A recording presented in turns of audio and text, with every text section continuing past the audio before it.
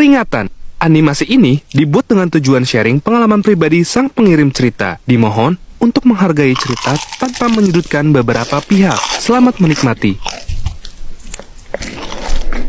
Halo Frank, kalian pasti butuh asupan horor kan? Hayo ngaku. Kenalin, nama gue Amel. Di sini gue mau cerita horor gue semasa masih kuliah. Pas tahun 2021 kemarin, kampus gue tuh lagi ngadain program KKN di Kota P. FYI, kegiatan ini berlangsung selama 1 bulan, dari Januari ke Februari. Yang namanya KKN, pasti kita bakalan dibagi per kelompok dari macam-macam prodi.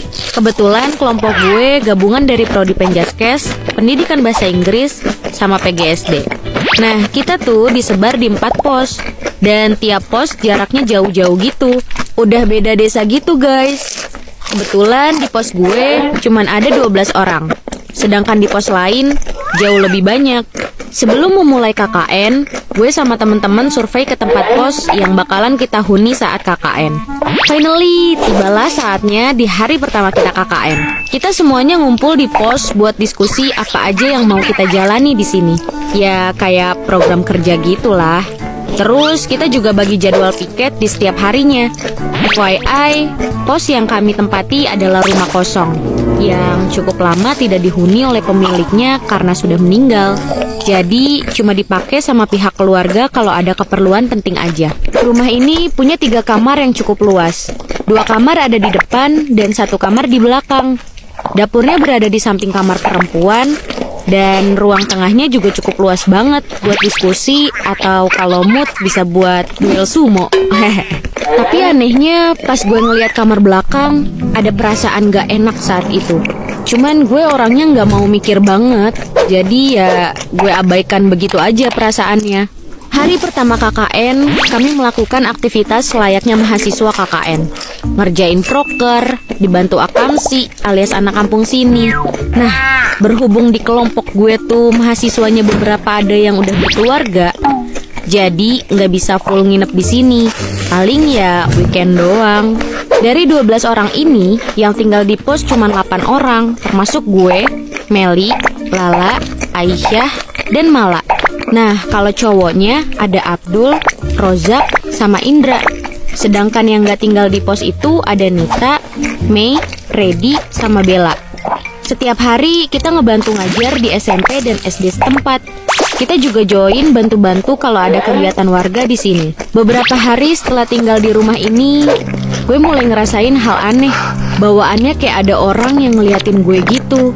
Nah, jadi waktu itu Abdul, Rozak, dan Indra udah tidur di ruang tengah. Anak-anak cewek tuh udah pada istirahat di kamar. FYI, lampu ruang tengah tuh selalu dimatiin kalau pada tidur malam.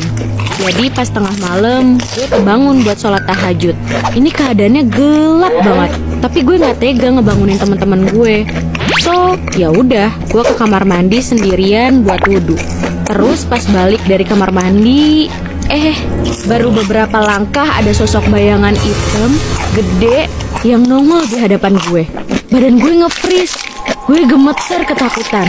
Gue coba nunduk sambil ngebatin, ya Aurel, gede banget. Tapi karena niat gue sholat tahajud, gue coba nyelonong aja ke kamar sambil nundukin kepala. Naasnya, pas gue lagi sholat tuh, pintu kamar nggak sempet gue tutup. Dan kebetulan posisi gue sholat tuh ngadep ke ruang tengah, di mana sosok itu berada. Yang bikin merinding, bahkan sosok itu sempat terdiam dan melihat ke arah gue. Asli, gue udah gak bisa khusyuk. Dalam hati gue cuma pengen kelarin sholat cepet-cepet, terus tutup pintu kamar dan lanjut tidur. Gue ketakutan banget. Pagi harinya, gue gak ceritain kejadian semalam ke teman-teman. Gue takut aja kalau cerita yang lain malah jadi panik dan gak kondusif. Asal kalian tahu ya, desa ini tuh sepi banget kalau udah maghrib. Jarang gitu kelihatan anak muda seumuran kita. Adanya paling bocil-bocil yang berangkat ngaji. Itu pun cuma sampai Isya. Habis itu mereka balik ke rumah masing-masing. Setelah kejadian mengerikan itu, gue udah gak pernah digangguin lagi.